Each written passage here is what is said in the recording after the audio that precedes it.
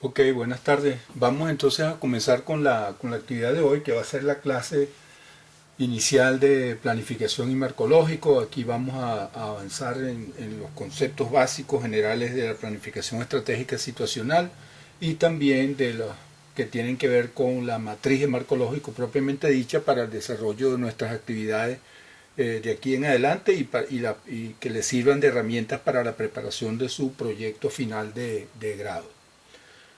Eh, bueno, este es una materia que tiene fundamentalmente como objetivo general formular un proyecto pertinente a una organización usando las herramientas asociadas a los distintos enfoques de planificación y de proyectos. Básicamente nosotros vamos a trabajar fundamentalmente con el modelo de planificación estratégica situacional y también con el enfoque de marco lógico para el desarrollo, formulación y seguimiento de proyectos. Pero comentaremos algunos otros modelos que nos permiten comprender los procesos de planificación y la nueva formulación, la nueva comprensión de la planificación a partir de las ideas de Carlos Matos. La planificación entonces es una herramienta fundamentalmente que se utiliza para el desarrollo de la toma de decisiones y fundamentalmente es un proceso que se cumple en un contexto de conflicto de intereses y creciente incertidumbre, porque efectivamente no tenemos control de todo lo que ocurre alrededor nuestro, en nuestro contexto, pero sí podemos efectivamente incidir sobre los elementos que modelan el contexto actual, el contexto de la realidad, de forma tal de que podamos de alguna manera incidir y construir el futuro que nosotros estamos deseando a través de nuestra propia acción, considerando las acciones y las posibilidades de los demás actores. Lo importante para poder lograr esto es mantener la direccionalidad estratégica y muchísima claridad en los objetivos que nos hemos trazado como organización o como individuos. Entonces, fundamentalmente de eso es que se trata. El objetivo general de nuestra organización, de nuestra actividad, es facilitar los conocimientos y las herramientas teóricas y metodológicas que permitan desarrollar las habilidades y destrezas, la planificación, control, seguimiento y evaluación de proyectos de acción comunitaria. Esto tendrá como objetivo específico fundamentalmente reconocer la necesidad de la formulación y evaluación de proyectos en el contexto político y social venezolano actual, conocer y manejar los conceptos básicos del lenguaje de proyectos, que son elementos fundamentales, y finalmente manejar las herramientas y la formulación y evaluación de proyectos que vayan ustedes a trabajar. Hay una guía de evaluación que está presente está diseñada, mostrada en el aula digital, de modo que esa es la que deben seguir y la que deben evaluar. Ahí vamos a tener que desarrollar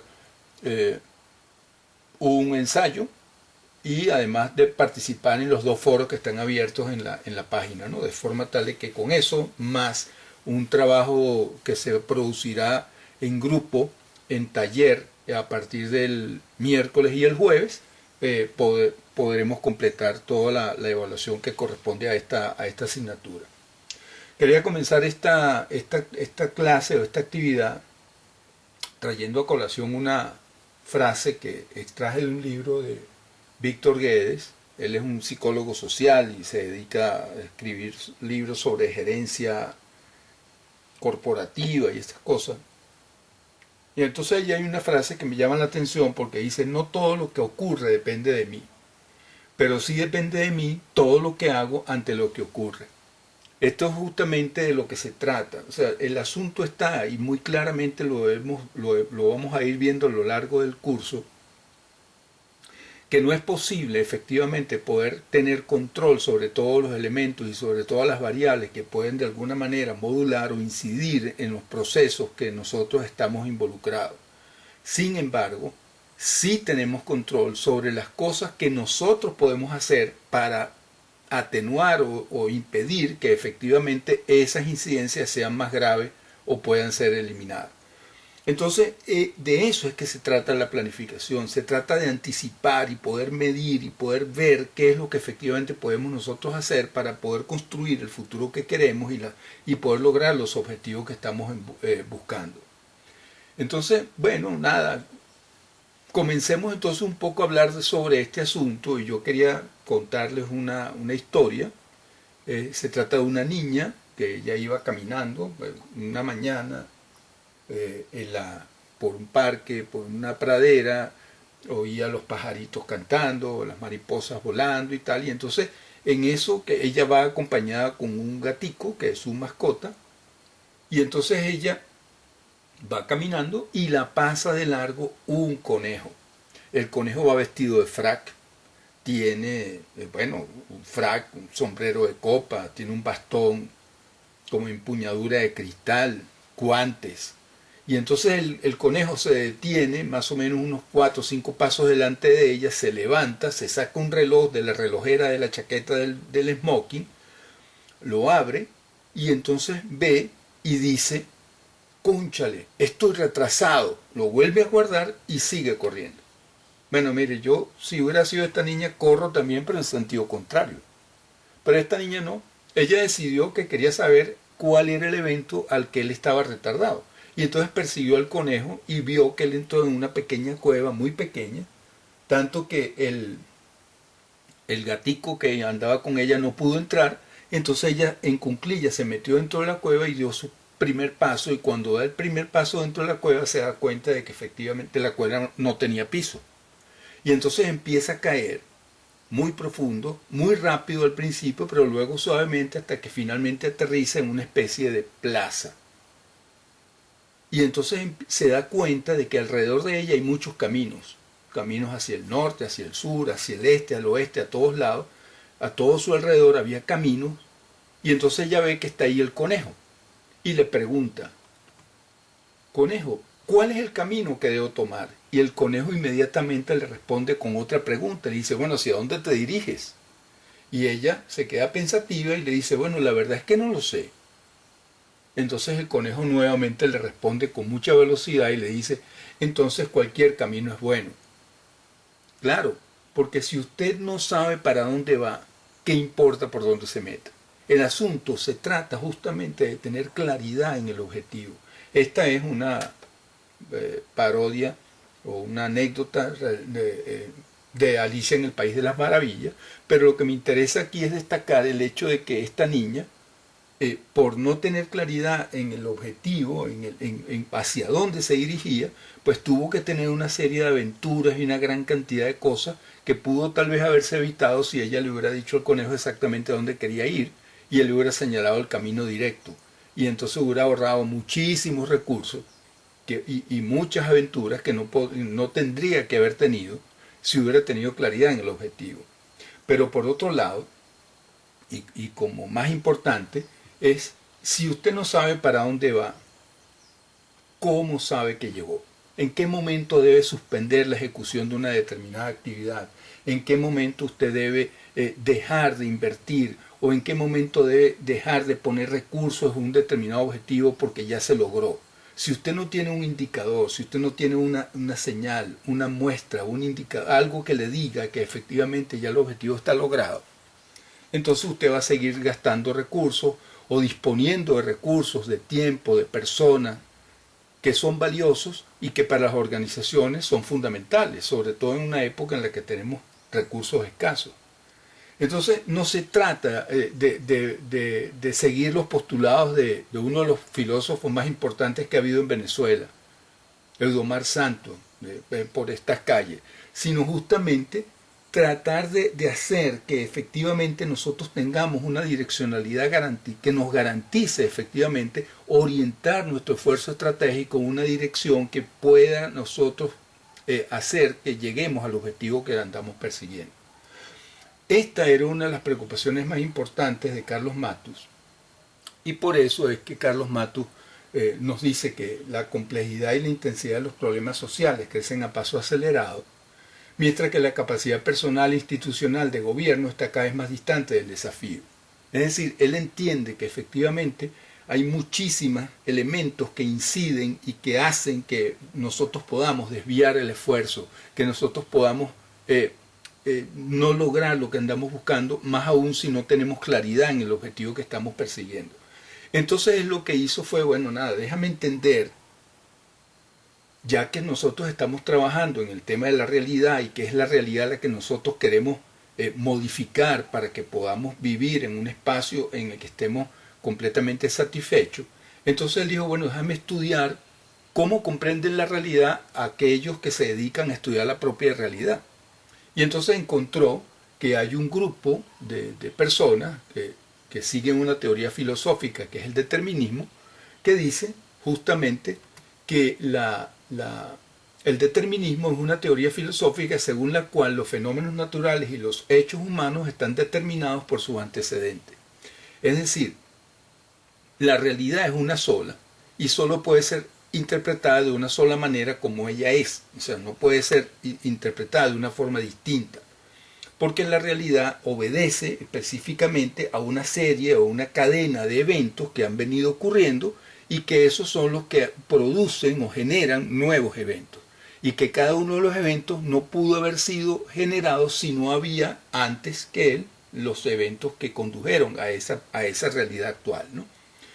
Entonces, bueno, nada, si esto es así, y si estos son los eventos, y si esta es la manera, él piensa que si él analiza la realidad y el comportamiento de los eventos, podría eventualmente anticipar el comportamiento de los eventos futuros con algún desarrollo de un modelo de planificación que lo comprenda. Entonces él intenta desarrollar esto, y yo les preguntaría, bueno, ¿cómo creen ustedes que sería esta gráfica en el momento en que nosotros queremos hacer seguimiento a los eventos y tratar de ubicarnos para poder hacer una anticipación de los eventos en el tiempo futuro? Ciertamente uno podría suponer que el comportamiento de los eventos es una serie que va aquí y ocurre un evento, otro evento, otro evento, otro evento y nos encontramos en este momento aquí presente tratando de averiguar o de determinar efectivamente cómo serían los eventos del tiempo futuro para poder tener un modelo de planificación que nos permita anticiparnos y poder comprenderlo. Efectivamente alguien me dice que sí, que es una proyección de lo que ha venido sucediendo y ciertamente eso es lo que Matus comprende. Pero entonces luego se pone él a pensar que eso es un elemento absolutamente normativo porque no obedece ni atiende a los elementos que pueden incidir más allá de lo que yo estoy diseñando o más allá de lo que yo estoy tratando de decidir. Y la realidad efectivamente no es así. Por otro lado, si por ejemplo nosotros pensamos que la realidad es como es y que solo puede ser posible interpretada de una sola forma como ella es, yo les pregunto a ustedes, por ejemplo, ¿qué es lo que ustedes ven aquí? Y entonces muchos me dirán, bueno, ciertamente estamos frente a un cubo que es amarillo, que está ubicado de una forma tal de que se puede ver que es tridimensional, tiene aristas amarillas, es transparente, pero nadie ve allí una cosa diferente. Entonces pareciera que los postulados deterministas como que son ciertos porque no importa si son hombres o son mujeres, si son mayores o son menores de edad, o si son calvos o tienen cabello, no importa, lo que sea.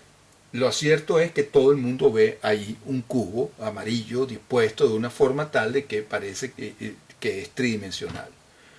Entonces eso como que pareciera que es efectivamente cierto y que los deterministas como que tienen razón cuando dicen que la realidad es una sola y que solo puede ser interpretada de una forma.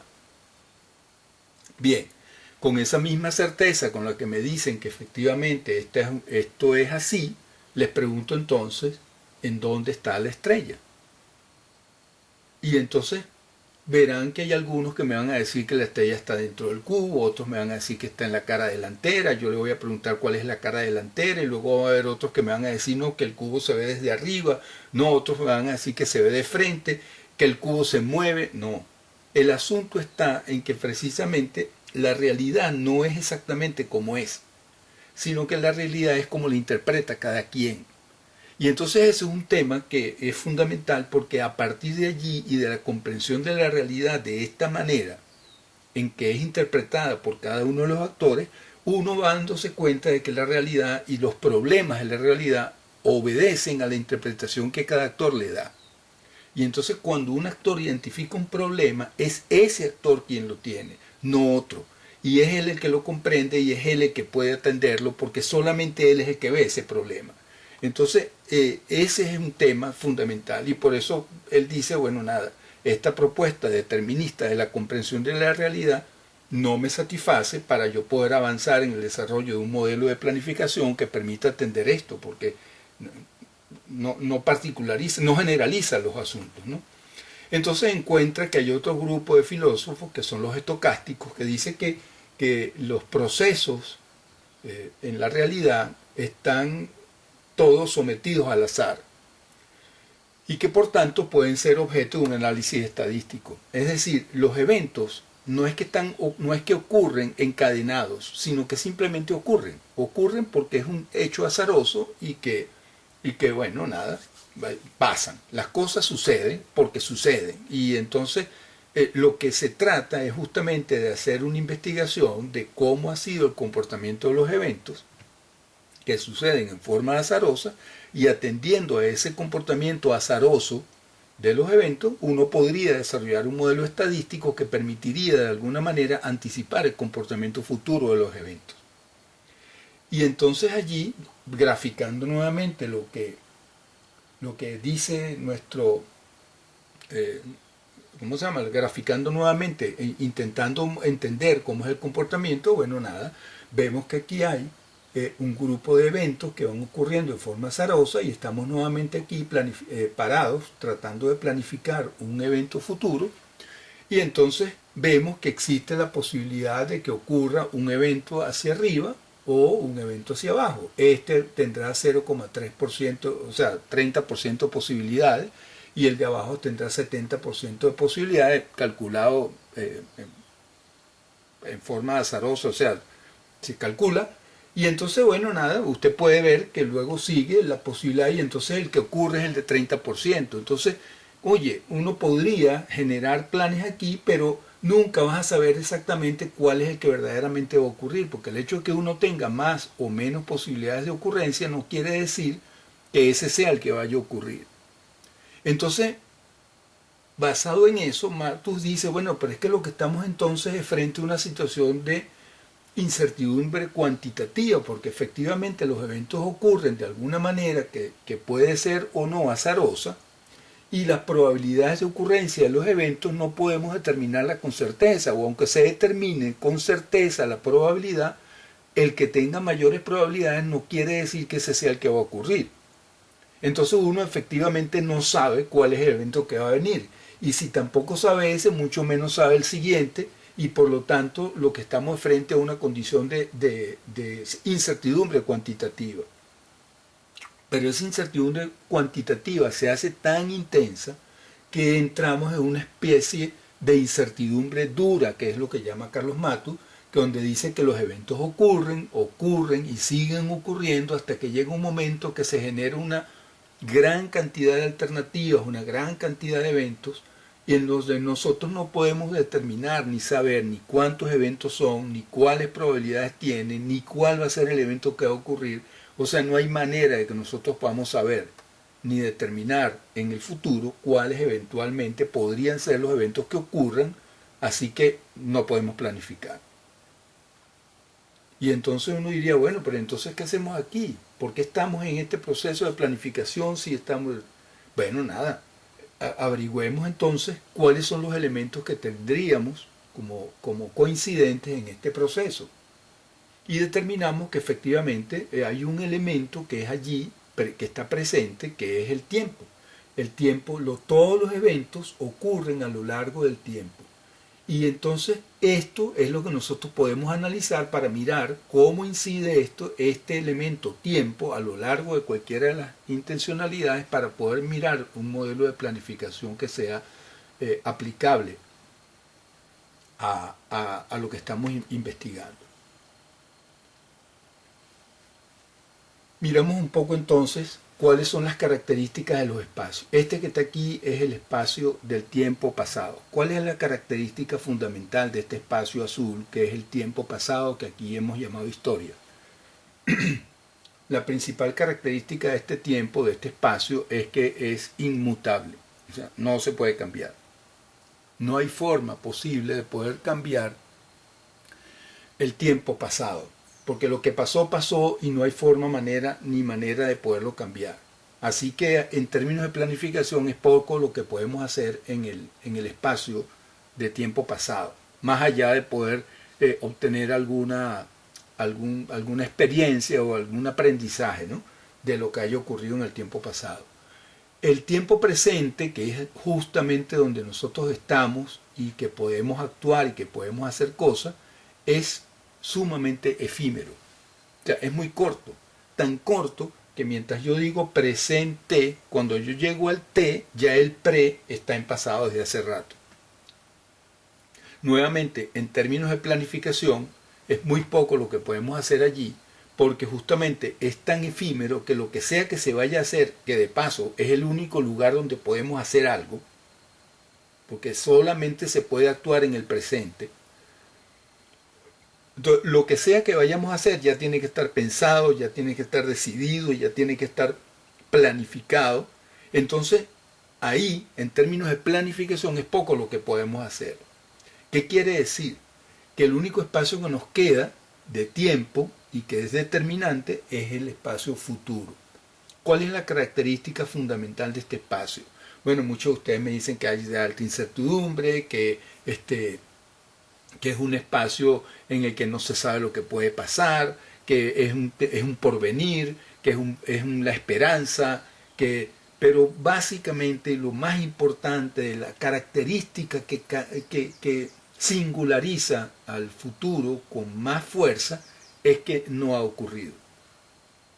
Y entonces allí es donde Matus entra en un modelo y piensa, bueno, si no ha ocurrido, quiere decir que yo puedo operar en el tiempo presente basado en la experiencia que me brinda el pasado para construir este futuro y que yo no tenga que esperar a que el futuro venga, sino que yo puedo hacer y construir la vía y construirle viabilidad a mis acciones para poder lograr los objetivos que yo estoy persiguiendo.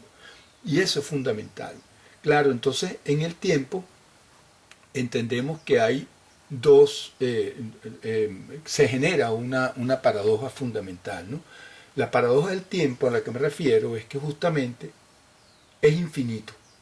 El tiempo es infinito, nunca se termina. Siempre habrá un segundo tras otro y no habrá manera de que pueda uno detener al tiempo. Pero aún así, siendo infinito, el tiempo nunca alcanza. Siempre hay alguien que dice, oye, no tuve tiempo para hacer esto, no tuve tiempo para hacer aquello, las actividades tienen una fecha límite de entrega, las cosas hay que hacerlas en un determinado tiempo, espacio para poderlo cumplir. Entonces, aun cuando el tiempo es infinito, no alcanza. Por otro lado, entendiendo que el tiempo es un recurso que es estratégico, siendo estratégico debería ser acumulable para mí, o sea, que yo sea el único que lo tenga, porque si es estratégico, yo quiero tenerlo estratégico solamente para mi control. Y resulta que no, aún siendo un recurso estratégico, yo estoy obligado a compartirlo. Y no solo compartirlo con los amigos, sino también con los adversarios, porque el tiempo corre igual para todos, para mí, para mis amigos y para mis adversarios. Y con ellos tengo que compartir ese recurso que es estratégico. Y eso es una paradoja. Y finalmente, no puede ser almacenado en tiempos de ocio para guardarlo y poderlo utilizar en tiempos de escasez. Es decir, ahorita que estamos un poco holgados y que no tenemos mucho apuro, vamos a guardar unas 3 o 4 horas para mañana, que vamos a tener un día tremendamente ajetreado. Eso no se puede hacer.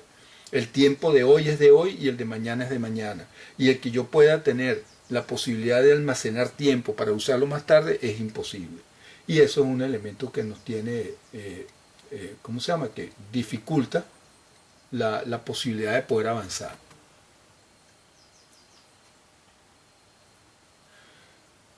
Entonces, Bueno, nosotros pasemos ahora a identificar el problema. El problema es una situación general que se considera insatisfactoria de acuerdo con la propuesta de GTZ, que es la Agencia de Cooperación Alemana, que desarrolló un método que se llama método SOP, que es el método de formulación de proyectos por objetivos. Entonces, claro, al decir esto así y declarar que un problema es una situación general que se considera insatisfactoria, pareciera que todas las situaciones son igualmente insatisfactorias para todos los actores. Y ya hemos visto, por lo que habíamos visto antes, que los actores tienen su propia forma de mirar la realidad, entonces pareciera que los problemas igualmente son para cada quien. Y entonces no solamente una cosa no puede ser igualmente insatisfactoria para todo el mundo cuando algunos actores tienen una percepción diferente de lo que pueda estar ocurriendo.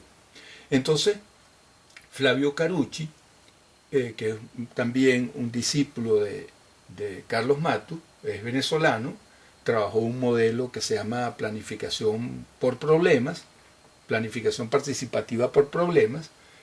Nos dice que una realidad, que el problema es una realidad cuyos efectos son insatisfactorios para un actor determinado en un momento dado. Entonces aquí él incorpora en el proceso de la definición de problema, en primer lugar al actor, porque es el actor el que declara el problema. Un problema existe solamente si un actor lo declara como tal. Y además incorpora el tema del tiempo, porque ese problema será problema solamente en un determinado espacio de tiempo que el actor ha declarado. Entonces, si el actor dice que tiene un problema en un determinado espacio de tiempo, es allí donde ese problema es problema y no después o no antes. Los problemas tienen algunas características, esto lo voy a pasar más o menos rápido porque es muy sencillo. Es relativo porque, como ya lo hemos dicho, la percepción del problema varía según el actor que lo identifica.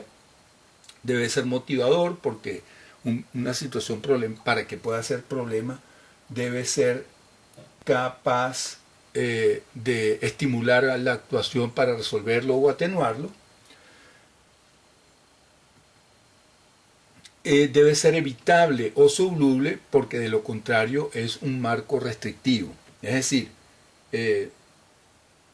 para que una situación pueda ser efectivamente calificada como problema, tiene que tener solución. Porque de otro modo se convierte en una restricción. Les decía que a mí me encanta la paella, pero tengo el problema de que soy alérgico a los mariscos. No, usted no tiene problema, simplemente no puedo comer paella. Y listo, arroz con pollo y va bien. Entonces, según los tipos, podemos clasificarlos por la vigencia, entonces tenemos problemas actuales o problemas potenciales. Estos problemas son los problemas más difíciles de identificar porque son problemas que no son, sino que pueden ser. Entonces, si yo tengo una cantidad de indicadores que me indican o me señalan que estamos transitando hacia una situación problemática, yo no debo esperar a que la situación se presente para poder decir que tengo un problema, sino el problema lo tengo ya y debo actuar desde este momento para evitar que ese problema se materialice. Entonces esos son regularmente más difíciles de identificar porque precisamente son los que no se han materializado aún. De acuerdo con el momento de aparición, entonces tenemos problemas nuevos o tenemos problemas preexistentes. Tenemos, de acuerdo con la complejidad, problemas que son simples o problemas que son complejos. Esta complejidad obedece fundamentalmente a la cantidad de actores que están involucrados, a la cantidad de variables que están involucradas, a las variables que pueda controlar yo, las variables que controlan otros actores, las variables estratégicas que controlan actores que son adversarios, las variables estratégicas que controlo yo, el tiempo disponible, los recursos disponibles para poder atenderlo, y todo eso va generándole mayor grado de complejidad al trabajo y al análisis, y por eso ese es un tipo de problemas que hay, ¿no?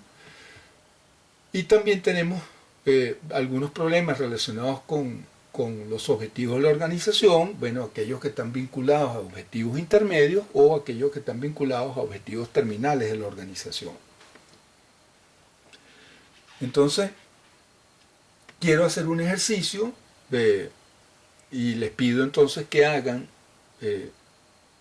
ahí ven 9 caritas felices y utilizando 4 líneas rectas continuas puedan unir las 9 o tocar las 9 caritas felices.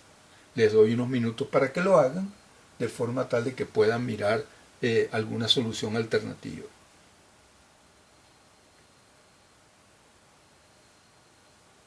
Ok, aquí voy a intentar hacerlo. Aquí tiene una raya, 2, 3, 4. Efectivamente lo logré. Hay algunos que habían pensado que no se podía hacer y que por lo tanto eso era una situación restrictiva porque era mínimo necesario 5 rayas. Entonces me dicen, no profesor, lo que pasa es que usted se salió del cuadro. Y yo le pregunto, ¿cuál cuadro? El cuadro es una falsa restricción que usted se impuso y eso es lo que le impide ver soluciones novedosas y creativas frente a situaciones problemáticas que eventualmente puede tener. Y por eso es que la declara como no soluble y por eso es que no encuentra la solución. El asunto es que cuando usted tiene una situación problemática, tiene que alejarse y mirarlo con visión estratégica, mirarlo en términos de consecuencias, mirando el término de implicaciones, mirarlo en términos de las relaciones con otros problemas, de los actores involucrados, para poder encontrar soluciones que sean novedosas, para poder encontrar soluciones creativas frente a los problemas que tenemos. Y entonces, bueno, nada, eso es lo que los llamo, los estimulo justamente a tratar de ser creativos y novedosos a la hora de analizar los problemas y cuando vayan a tratar de proponer soluciones. Para definir problemas, tenemos en primer lugar que pensar en déficit. En déficit supone, por ejemplo, muchas personas se dedican a la buhonería, hay la población de zonas adversas no controladas crece aceleradamente, el suministro de agua es irregular, es también necesario cuantificar en la medida de lo posible, es decir, entonces yo podría decir que el 60% de la población económicamente activa se dedica a la buhonería para tratar de entender de qué tamaño es el problema que tenemos. El tercer elemento fundamental para la definición de problemas es entender que las condiciones que causan problemas también son problemas. Entonces, claro, si yo digo que el 60% de la gente activa se dedica a la buhonería y descubro que la tasa de desempleo ha aumentado en un 30%, puedo comprender por qué la gente se está dedicando a la buhonería, porque si se queda sin trabajo tiene que buscar alguna manera de poder sobrevivir. Y entonces de esa manera uno puede encadenar los elementos y puede comprender mejor la realidad y poder definir problemas más adecuadamente. Y finalmente, entender que perder oportunidades también puede ser un problema. Entonces estos son 4 elementos que nos permiten poder definir problemas con mucha claridad. Existe una lógica en la planificación que arranca con la política y esto es fundamental porque a partir de aquí y luego cuando vayamos a ver el tema de la matriz marcológica, vamos a ver que la política está asociada con los fines fundamentales, o sea, con las orientaciones más visionarias que tenemos y que orientan el esfuerzo estratégico. Entonces, la política es justamente lineamientos estratégicos, grandes orientaciones de gobierno, intenciones de largo plazo que nos permiten a nosotros comprender la orientación estratégica del esfuerzo que estamos llevando adelante. El plan, que está como en el segundo peldaño de esta lógica de planificación, entonces es un documento sistemático, analítico, que atiende a objetivos de desarrollo y que orienta el esfuerzo estratégico ya documentado. En este documento se relacionan los objetivos con la asignación de recursos, entonces se puede comprender cómo es que yo puedo administrar en forma mucho más eficiente y eficaz los recursos para que puedan orientarme y garantizarme el logro de los objetivos. Finalmente, este plan o este documento nos brinda una visión estratégica de largo plazo. Luego tenemos en el siguiente nivel los programas, que son un conjunto coordinado y ordenado de proyectos orientados hacia un mismo fin. Es decir, yo tengo varios proyectos, los agrego todos en un solo programa y ese programa orienta todo el esfuerzo de varios proyectos hacia un fin. Regularmente los programas están orientados a mediano plazo. Y finalmente el proyecto, que es lo que ustedes tienen que presentar al final de este diplomado como documento para optar al título de diplomado, es un documento que es la unidad más operativa dentro del proceso de planificación y está orientado a la producción de bienes y servicios. Regularmente supone intervenciones de corto plazo. Pero aquí lo fundamental de este proceso es que el proyecto tiene que estar específicamente vinculado y asociado con la política. Y bueno, porque esa es justamente la que brinda o la que da la orientación y la que efectivamente nos garantiza o nos orienta hacia cuáles espacios debe estar dirigida la inversión y hacia cuáles espacios debe estar trabajando el esfuerzo estratégico. Bien, bueno, con esto creo que podemos terminar nuestra clase por hoy. Mañana vamos a trabajar un poco lo que queda de los elementos conceptuales de la planificación estratégica situacional, que es la consideración de la incertidumbre generada por los muchos y variados eventos que maneja un decisor y que no controla y que pueden afectar la viabilidad de sus decisiones y el logro de los objetivos. Este es el enfoque fundamental de la planificación situacional y de la que vamos a hablar en la sesión de mañana martes, junto con los elementos fundamentales de la matriz de marco lógico. Muchísimas gracias, nos vemos mañana. Buen día.